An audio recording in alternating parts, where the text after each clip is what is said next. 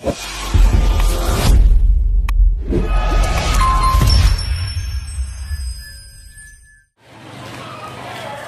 good morning guys. Ang menu natin sa araw na ito ay tinolang bangos. Pero bago tayo magtinola, ay dadaingin muna natin yung buntot guys. At hindi naman din makakain yan pag nilagay mo sa may luaw. Dadaingin natin at ibababat natin sa suka at patis, siyempre. Paminta, bitsin, at bawang. Yan.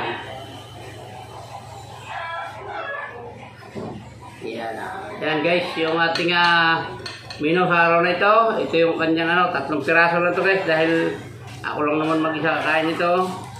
Tinolang bangos guys. Yan, papaya gagamitin natin. Dahon sili, alam nyo naman yung tinola kung ano po yung pagkatinola ng bangos ay ng manok, ay yun din po ito.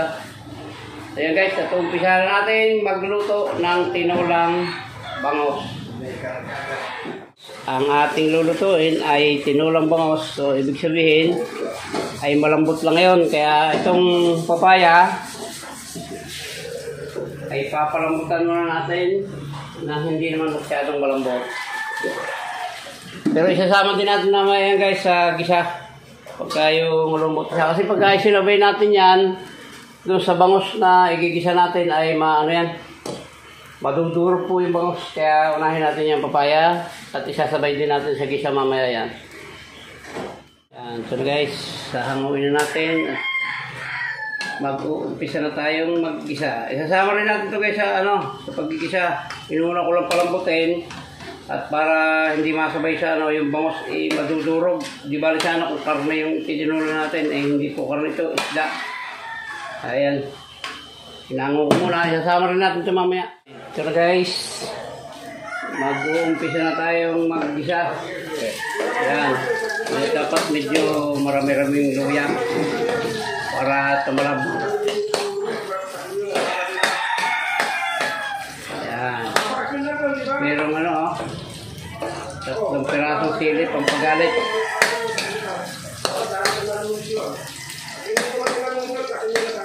Iyan. Siyempre, bawang.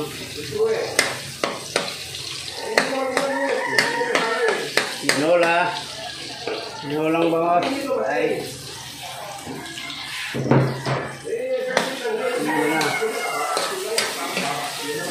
May nag-aaway guys. May din sa amin, may tupada, kaya medyo maingay.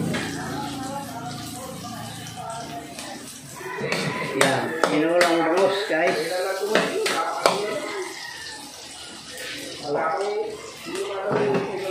Lagyan natin yung ating 3 pirasong bangos. Yung kalahati kasi ito guys, dinaing ko. Yung pinakita ko doon sa una. Iyon paborito ng biyuli Papis. At katulad ng ipinangako, ay halo din natin dyan yung papaya guys. Yan na. Yung papaya ang pinakulo ko kanina. Pinahalang natin ng kaunti at talagang yan na. At lalagyan natin yan ng kanya-kanyang mga siyempre, ang paborito nila mataba, ang bitsin na wala ng laman at paminta. Yan, tatakpan natin ang kaunti yan bago natin sabawan para mawala yung lansa niya at saka ma-absorb siya yung kanyang yung patis. Iyon guys, sasabawan na natin. Iyon mga 2 lang siguro ganito at ako lang kakain yan guys.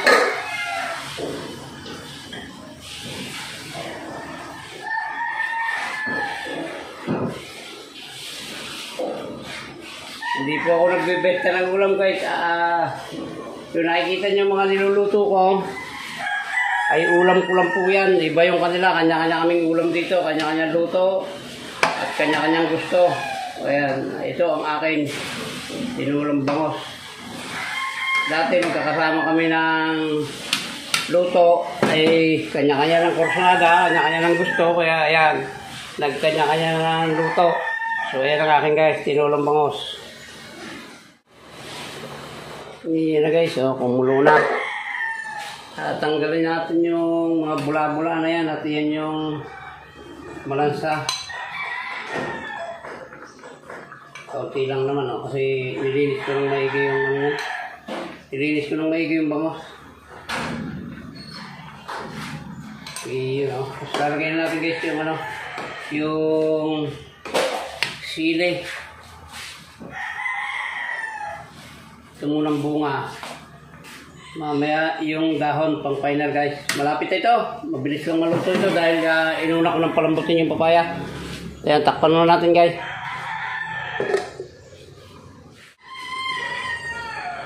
Ayan na guys. Asbuk na. Ilalagay na natin itong ating dahon sili na malaalakas ang presyo. Sa kaunti-kaunti guys, 20 pesos na yan. Yung ano na yan, dahon ng sili. Yan, titikman natin guys at para ano, malaman natin kung ano yung kulang. Titikman.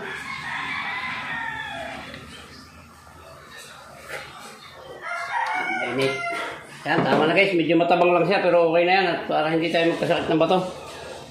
O ayan guys, hanggang dito na lang po yung vlog natin ng pagluluto ng tinolang bangos.